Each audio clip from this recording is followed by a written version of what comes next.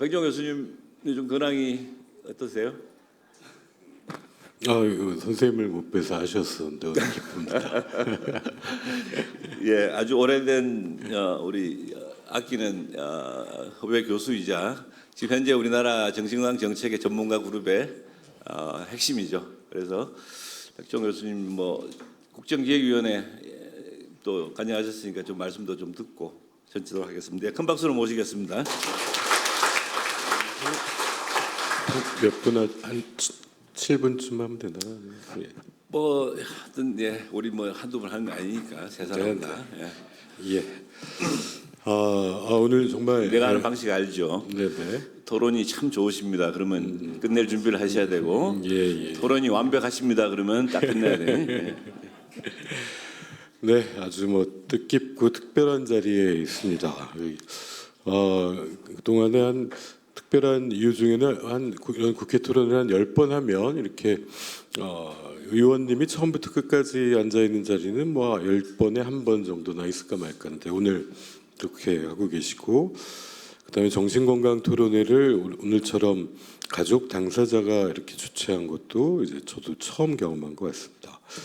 2011년에 저희 지금 하고 있는 신경정신의학 정치연구소에서 이제 국회 입법조사처에 이 우리나라 정신건강 문제를 어떻게 좀 해결하면 좋겠냐 했는데, 지금은 정책관 하시고 계신 그분이 뭐라 그러셨냐면은 이제 두 가지가 필요하다. 하나는 한국은 이제 패스팔로로 이제 선진국을 쫓아가는 걸로 굉장히 빨리 해온 나라이기 때문에 해외 사례를 잘 아시는 게 좋겠다라고 처음 권유하셨고, 전 이 슬라이드는 참고하시면 되겠습니다. 그다음에 두 번째로는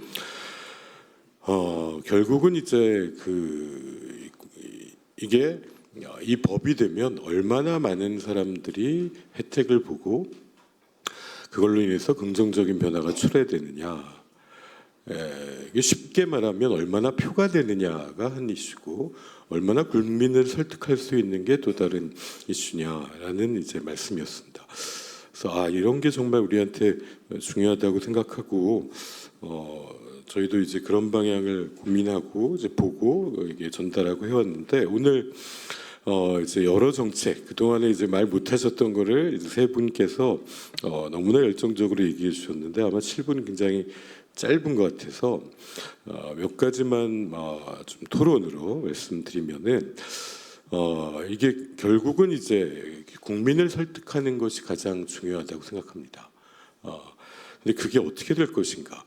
그래서 이제 예를 들면 지금처럼 이게 대통령이 직접 언급해 주는 거는 국민인식 변화에 굉장히 유효하다고 생각합니다. 최근에는 자살 예방 많이 얘기하시는데, 되시기 전에 4월에 이제 장애인의 날에는 발달 장애인과 정신장애 국가 책임제를 이제 이재명 대통령이 당선 전에 얘기하신 바가 있습니다.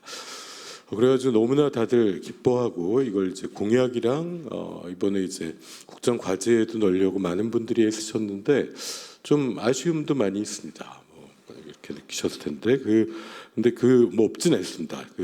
이게 더 구체적인 플랜으로 들어갔으면 더 좋았겠는데, 근데 결국 앞에 우리 김의원 의원님도 이거를 이제 개정안이나 이런 걸 통과시키려고 하는데 걱정도 된다는 얘기도 하셨는데, 이게 미국에서도 예를 들어 캘리포니아에서 기존의 정신건강 서비스에다가 굉장히 혁신적으로, 이게 벌써 이제 10몇 년이 지나서 아놀드 슈바제네거가 주지사였던 데인데요. 대통령 선거를 할 때 국민 투표를 할 수 있습니다. 그거는 이제 몇 프로 이상의 서명을 받아오면, 그래서 캘리포니아주가 국민 투표를 통해서 거의 60%가 찬성을 해가지고 이게 이제 소득이 굉장히 높은 사람들이 약 1%를 정신건강 예산에 투자하는 이 획기적인 법안이 통과가 돼가지고 그때부터 이제 몇 천억이 지금까지 계속 배정돼 있습니다. 그래서 미국의 전체 주 중에서도 이제 정신건강 서비스가 제일 좋은 주가 됐는데, 이런 거 이제 결국은 이제 국민을 설득하는 걸 얘기하는 거고요. 그다음에 두 번째로는 이제 지난달에 이제 대만의 정신건강복지법이 이제 거의 20년 만에 중대 개정이 됐습니다. 지난 회기 때 있었는데 거기 이제 핵심으로 있었던 분은 왕안위 의원이라고 하는데 이분이 어떤 분이냐면은 그 딸이 이제 망상이 있고 또 이제 마약도 복용하고 있었던 사람에 의해서 6살짜리 딸을 길에서 이제 살해되는 일이 벌어집니다.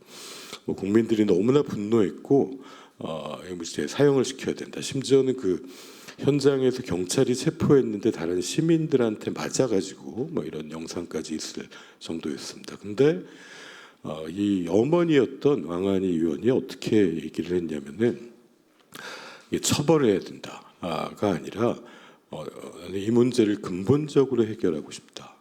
이런 일이 다시는 생기지 않을 시스템을 만드는 일을 하고 싶다라고 했고 그게 굉장히 많은 대만 국민들의 마음에 감동을 줬다고 합니다.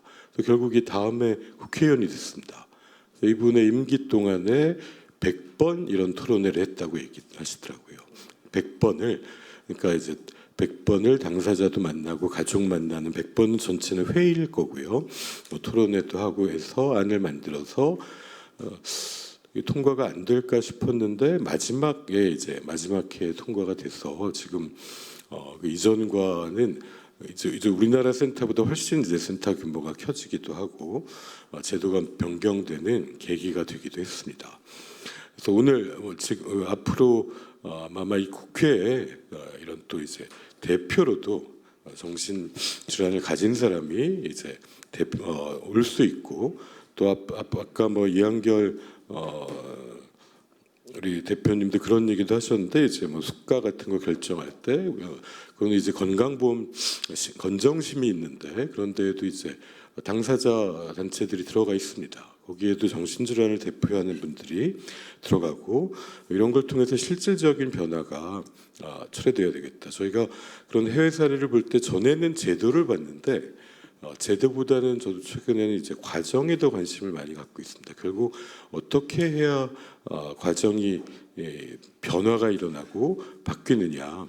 항상 그 핵심에는 이 분야에 이제 관련된 모든 사람이 마음을 합쳐서 왜냐하면은 어떤 이제 갈등이 있으면 아무래도 그걸 추진하는 이제 국회나 그다음에 정부에서는 갈등이 있으면은 그거 갈등 상황에서 그걸 뚫고 가기도 어렵고 또 여기까지 해야 되겠다. 또는 이게 이제 좀 긴급하지 않구나 이런 사인으로 이해하게 됩니다. 그래서 이제 당사자 가족 관련된 모든 분과 전문가도 아우르는 이런 이제 합의를 같이 만들어 나가는 것이 굉장히 중요하다고 생각을 합니다.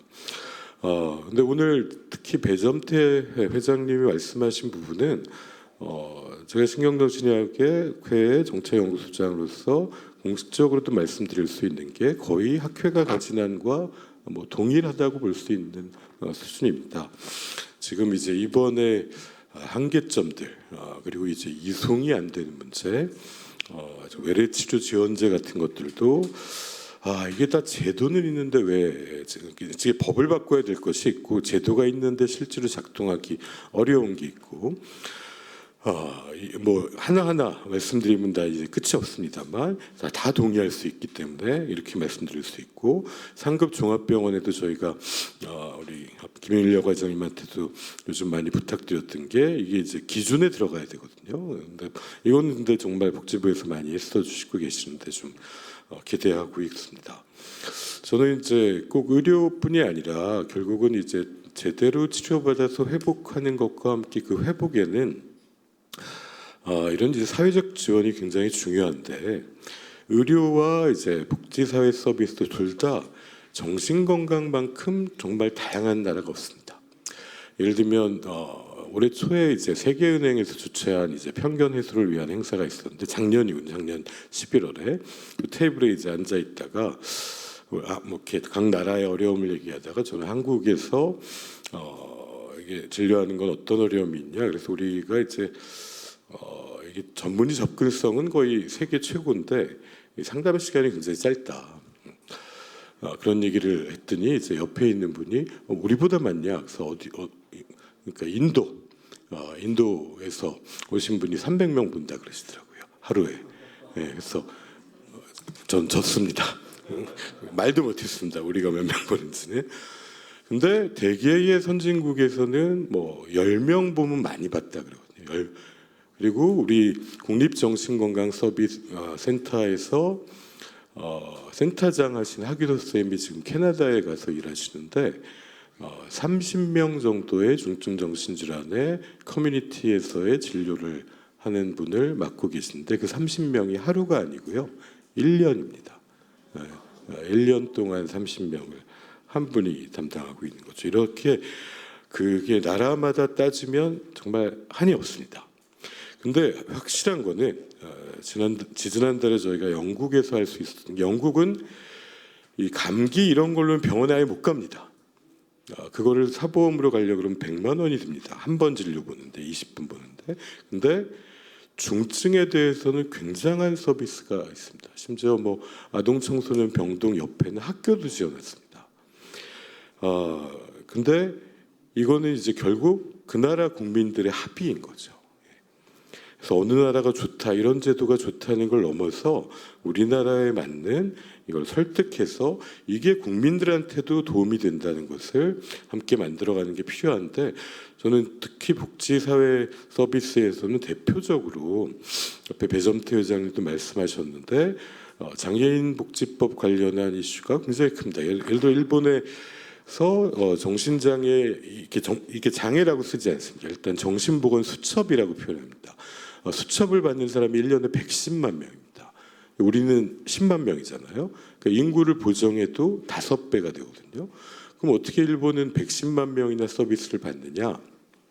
이게 두 가지가 있는데 기본적으로 6개월 이상 치료를 받았던 사람은 진단서를 받으면 장애인 서비스를 받을 수가 있습니다. 이거는 이제 되게 한시 서비스로 한 2년쯤을 받는데 그거는 이제 우울증, 외상후 스트레스 장애 이런 분들도 다 받을 수 있습니다. 근데 이 제도가 도입된 게 그럼 중증엔 도움이 될까? 어떤 도움이 됐냐면 2005년에 일본이 2025년에 한국이랑 똑같이 정신장애인의 취업률이 꼴등이었습니다. 모든 장애 분야에서. 지금 1등이 됐습니다. 1등이. 두 가지가 있는데 하나는 분모가 달라진 거죠. 분자와. 이게 어떻게 달라졌냐면 결국은 일시적으로 어려운 이제 기분 장애나 이런 분들도 장애인 서비스의 대상이 돼서 리탈리코라는 회사가 있는데요. 그 2007년에 사회복지사 3명이 설립했는데 직원이 3명이었거든요. 지금 이게 5,000명입니다. 미국에 상장도 했습니다. 주식시장을.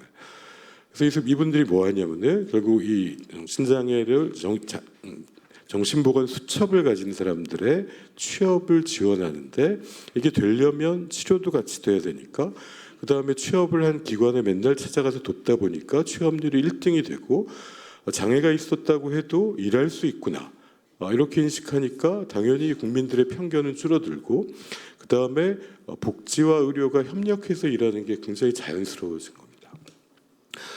그래서 결국 우리가 굉장히 취약한 분야가 이제 의료 서비스뿐만 아니라 이런 장애 서비스에서 폭을 넓히고 당연히 또 중증에 대해서는 보호 작업장을 비롯해서 이런 것들이 훨씬 활성화되는 계기를 만들 필요가 있다고 생각합니다. 토론이 참 좋으십니다. 예, 그래서 벌써 10분이 돼가지고 넘었네요. 예, 그 두 분에 대해서는 하여튼. 우리 김진태 회장님은 화성에서의 사례들 굉장히 포괄적이고 좋은 서비스도 잘 말씀해 주셨고 이한길 대표님께서 그리고 이렇게 당사자가 직접 얘기를 하고 인권 친화적인 것을 얘기하는 것들이 함께 이제 변화를 만들 것이다. 그래서 저희도 학회에서 지금 가을에 올해 하여튼 여러 기대가 있습니다. 새 정부에. 그래서 이게 다 같이 모일 수 있는 자리를 만들고 거기에 또 복지부도 초대하고 해서 저희도 초청드리겠습니다. 감사합니다. 네, 감사합니다. 최근의 이슈들 일본하고 대만 이런 경우는 뭐 저도 전혀 없는 정보였는데 새로운 정보를 또 말씀해 주셨네요.